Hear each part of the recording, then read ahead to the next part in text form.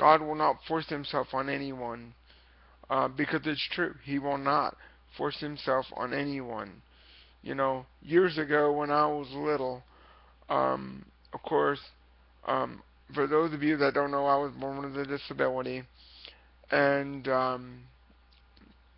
basically especially my dad took me to every healing evangelist or whatever seemed to be and wanted healing for me, and I understand that, but and took me up for prayer and took me up for prayer, and I didn't want to go, and I didn't want to go, and I didn't want to go, and I'd cry because I didn't want to go. I didn't want to go for prayer, and I just didn't.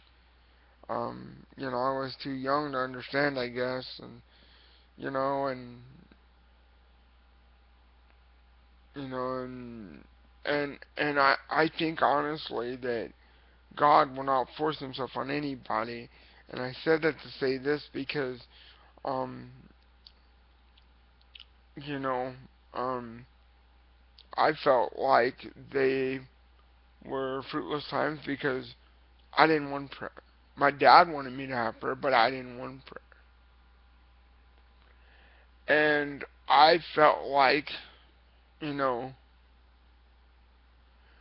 it was fruitless. I did at the time. Yeah, it's like, why go up for prayer? I'm not going to be, you know, touched or whatever. And I just felt like it was just, you know, I wasn't yielded. So therefore, you gotta wait till people are yielded before that people yield to God. You gotta pray that people would their stony hearts would be broken, and that they would be given a heart of flesh, that they would yield to God, that they would receive His Spirit, and that they would be um,